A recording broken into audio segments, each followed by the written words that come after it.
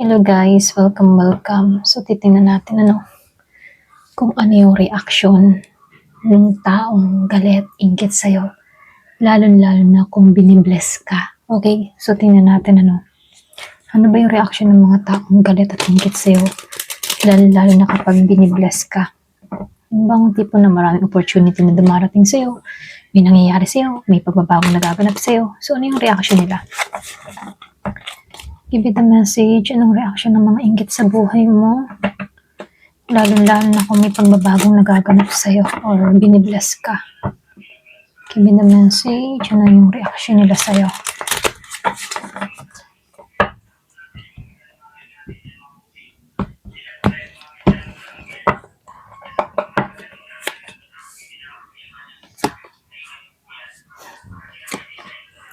So dito, umpisa pa lang agad ng card.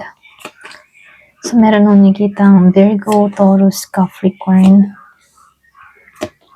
Aries, Leo, Sagittarius, Gemini, Libra, and Aquarius, Pisces, Scorpio, Cancer. Ayan. So halos lahat nandito, nangingibabaw dito si Capricorn, Virgo, Pisces, Libra, Taurus. So, start na tayo. Halos lahat nandito naman, Yun lang yung mga nangingibabaw. Okay? So, dito, yung energy ninyo, yung iba sa inyo malakas. Kumbaga, medyo trigger sila para sa mga, parang medyo trigger tong taong ito. Lalo-lalo na kapag binibless ka, ha? Kasi dito, nanguna agad si the Sun and the Ace of Pentacles reverse dito, Yung bang tipo na sa halip na matuwa sila sa liwanag mo dito sa the Sun, nasasaktan sila nito. Okay? Hindi nila ma-enjoy yung success mo kasi naaalala nila kung ano yung kulang sa sarili nila. May pilit na pag-smile pero sa loob may insecurity. Okay? Then dito, naka-reverse Ace of Pentacles. Makaramdam ba nila hindi fear? Na ikaw yung nabibigyan ng opportunity. Iniisip ng mga taong ito, dapat sila yon. Okay? May halong inggit sa blessing na dumarating sa'yo. Financially man, o emotional, or spiritual. Okay? So, nakikitaan ko lang din dito sa Seven of Wands of Pride and the Judgment, Kumbaga, ikaw kasi nakatayo sa taas Sila nasa baba. Alam mo yon. Ayan, pasensya na putol, So, dito, kumbaga dito sa Seven of Wands and the Judgment, para ba kayong yung hindi pantay, So, ibig sabihin, ikaw nasa taas, siya nasa baba. Then, defensive yung energy niya rito, Para bang lagi may kalaban dito. Kahit wala namang ginagawa. Nararamdaman kasi nilang natatalo sila sa presence mo pa lang. Okay? Yung presensya mo pa lamang, talo na sila. Malakas yung energy mo, ha? Para bang merong natitrigger sa kanya pag nakikita ka sa presensya mo, masilayan ka lang, ganon. Mas malakas ka, ito lang nakikita ko. Na-awaken sila sa katotohanan mo. Nakikita nila na ikaw ay binibless. Hindi dahil sinaswerte ka lang, kundi dahil deserve mo. So, masakit yun para sa ego nila. And then, dun din pumapasok yung realization. Then dito,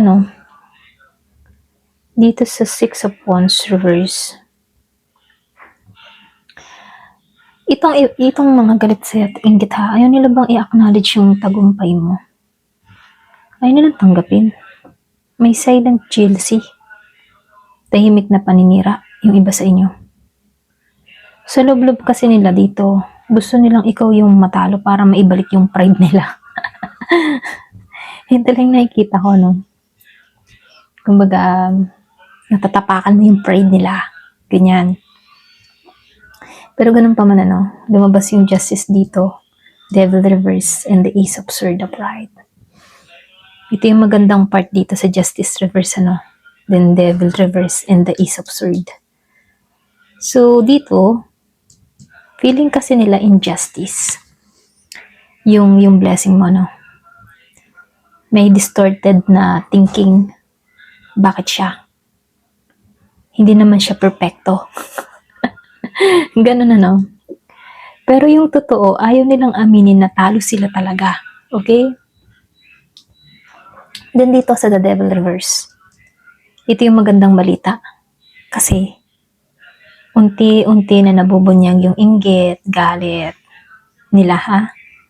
At iba ba yung napapagod na rin sa mga bitbit na dala-dala sa mga negatibong emosyon, okay?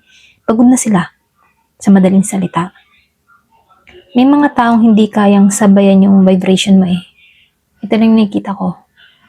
So, lumabas pa itong ace of sword. Ay, naka-upright pa. Yung katotohanan kasi dito lalabas ng kusa eh. Mga usapan, intensyon, lihim na iniisip nila tungkol sa'yo, malilinaw, okay? Lilinaw para sa'yo. Ikaw kasi protektado ka ng katotohanan.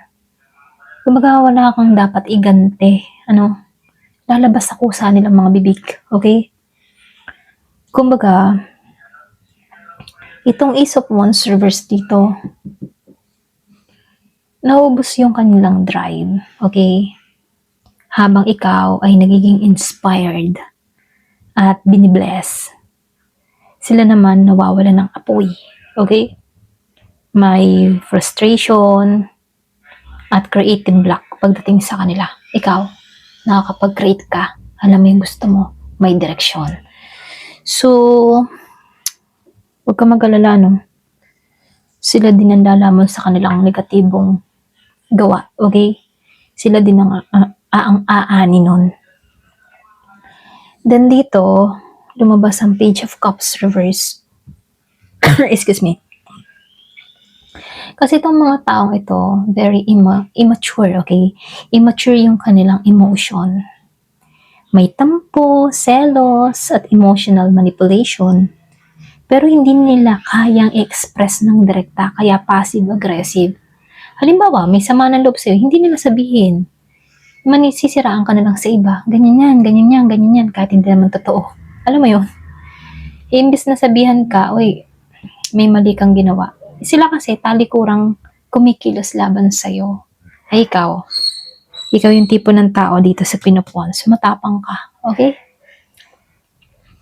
So, nakikitaan ko lang din dito sa The Wheel of Fortune. Upright. Ito yung pinakamalakas na reaction nila. Okay? Kita kasi nila kita ng mga tao ito yung flow ng abundance mo. Okay? Para bang binibiyayaan ka ni universe. Alam nila kahit anong gawin nila, nasa side mo yung tadhana. Okay? Talagang pinapaboran ka ng tadhana kasi naging maayos, naging matuwid. Wala kang ginawang masama laban sa kanila. Okay? Pinagpatuloy mo yung iyong pangarap, ang iyong adhikain, yung ginagawa mo para sa sarili mo at meron kang nakikreate para sa sarili mo. Okay? Kaya ito, lalo kang sinusuportahan ni universe kasi kita ni universe yung mga gumagawa ng masama sa'yo. Pero, hindi ka gumanti. Alam mo yun? Hindi ka gumanti sa kanila, hinayaan mo sila. At nagpatuloy ka sa ginagawa mo. Doon pa lamang, binibless ka. So, nakikitaan ko lang din dito sa Four of Wands reverse. Naiinggit sila sa stability mo. Sa peace mo, okay? Kasi payapa ka, wala kang inintindi, hawak mong oras mo, may biyayang dumarating sa'yo. Habang ikaw ay nagiging mas secure, sila'y walang inner home, okay? Kasi sila, masama ang loob, inggit na walang yung inggit na hindi mo alam kung bakit niinggit. Nagsiselos ng walang dahilan, nagtatampo ng walang dahilan. Mga ganun, ano? Kumaga sarili nilang negatibo, gusto nilang itapon sa'yo, pero ikaw, hindi mo to sinasakop, okay? So, nakikitaan ko lang din dito sa'yo, sa Queen of Pentacles, ano? Ito kasi yung energy mo. Kumbaga, grounded ka, blessed ka, nurturing, and abundant, okay? Hindi ka maingay, pero ramdam nila yung halaga mo, okay? At yun yung nakakapag-trigger sa kanila kasi hindi nila malaman kung ano pa yung mga susunod mong plano. Like, kung di ba, meron kang pangarap, may mga plano ka, hindi ka vocal, hindi mo pinagyayabang yung mga susunod mong gagawin, tahimik kang kumikilos, then boom, mabibigla sila sa mga ginagawa mo, sa mga nalilikha mo, sa mga pinagagawa mo, or sa mga nangyayari sa buhay mo, okay? So, nakikitaan ko lang din dito, kapag kasi ikaw ay binibless, ano, nasasaktan talaga yung ego nila. Kasi, nabubunyag yung insecurity nila. Alam mo yun? So, nawawalan sila ng control. At mas lalong tumataas yung vibration mo. Hindi ikaw yung problema, ha? Ikaw ang salamin na nagpapakita sa kanila ng mga kulang nila. Okay? So lumalabas dito, no? Tahimik ang tao. Pero si universe na nagsasalita para sa'yo, okay? Ito lang nakikita ko dito, no? Kumaga, suportado ka dito ni universe. Binibless ka. Sinasabi sa'yo dito na go ka lang. Okay? Go ka lang sa mga gagawin mo. Sinusuportahan ka dito. Kumbaga, lumago ka. Mag-matured ka. At magpatuloy ka. Hayaan mo na lang itong mga taong inggit. Kasi sila din yung nagpapakita dito ng kahinaan nila. Okay? Ayan, ito lang nakikita ko dito, no? Ayan. Thank you for watching. Love and peace.